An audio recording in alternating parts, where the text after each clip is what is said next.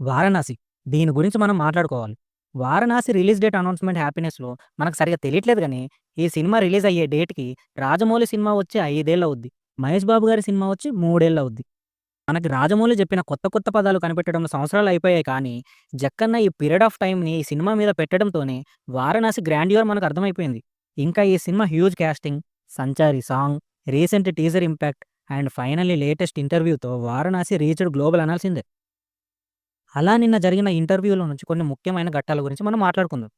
First thing, 'Varanasi' is a franchise film or one part film అనేది మనకు clarity వచ్చింది. జక్కన్న దీనిని 2 పార్ట్ ఫిల్మ్‌గానే స్టార్ట్ చేశారంట. కానీ సింగిల్ పార్ట్ ఫిల్మ్‌లా ఎండ్ చేయాలని డిసైడ్ అయ్యారంట. So, it is a one part film. Next, 'Varanasi' completely IMAX స్టాండర్డ్స్‌లోనే షూట్ చేస్తున్నారు. ఎందుకంటే ఈ సినిమాలో అంటార్క్టికా మంచుకొండల నుంచి రామాయణంలోని భారీ కట్టడాలు, యుద్ధాలు ఇలాంటి భారీ గ్రాండ్యూర్ విజువల్స్‌ని చూపించాలంటే హై రిజల్యూషన్స్ ఉన్న ఐమాక్స్ ఫార్మాట్‌లోనే ఆ ఎపిక్‌నెస్ అనేది తెలుస్తుంది. అలా ఐమాక్స్ ఫార్మాట్ చూజ్ చేసుకున్నారంట. నెక్స్ట్, కేవలం సినిమాలోని 2 షాట్స్ కోసం మహేష్ బాబు గారు 6 నెలలు ట్రైనింగ్ తీసుకున్నారు. రాముడి క్యారెక్టర్‌ని రిప్రజెంట్ చేయడానికి తన రన్నింగ్ స్టైల్‌ని మార్చుకోమని జక్కన్న చెప్పడంతో అలా గూడా చేశారంట. ఎంతైనా కేవలం 2 షాట్స్ కోసం 6 నెలలంటే దారుణం భయ్యా! కానీ వన్ థింగ్, ఇందుకేనేమో గదా జక్కన్న క్రియేట్ చేసే ప్రతి క్యారెక్టర్ అంత స్ట్రాంగ్, సాలిడ్‌గా ఉంటది. నెక్స్ట్, జక్కన్న ఎవరి క్యారెక్టర్ పవర్‌ఫుల్‌గా ఉండడం ఇష్టపడతారు? హీరోనా? విలనా? అని క్వెషన్ మీకు గూడా వచ్చుంటుంది గదా!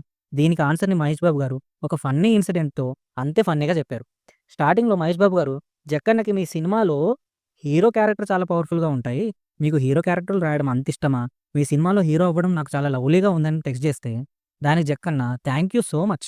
But I loved my villain to be more powerful అని రిప్లై ఇచ్చారంట. అది చూసాక మహేష్ బాబు గారికి ఎలా రియాక్ట్ అవ్వాలో తెలక జస్ట్ ఓకే అని చెప్పి కన్వర్జేషన్ ఎండ్ చేశారంట. ఎంత ఫన్నీగా ఉందో కదా! ఇందులో ఒక మంచి పాయింట్ ఉంది.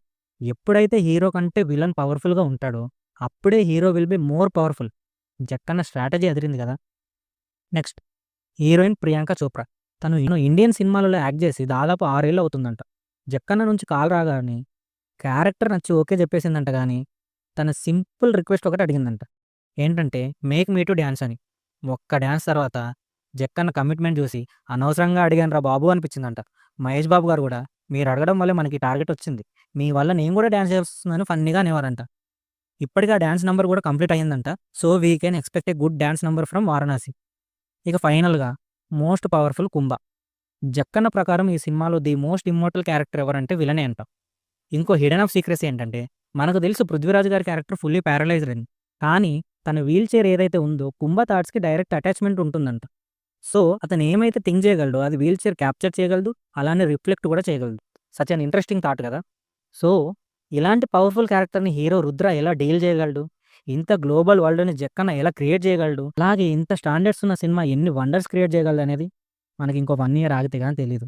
ఇంకొక్క విషయం, అయితే ఇది టాలీవుడ్ నుంచి వచ్చే సినిమా అయినప్పటికీ ఇదొక ఇండియన్ సినిమా. ఖచ్చితంగా we will feel proud. Let's wait for the best.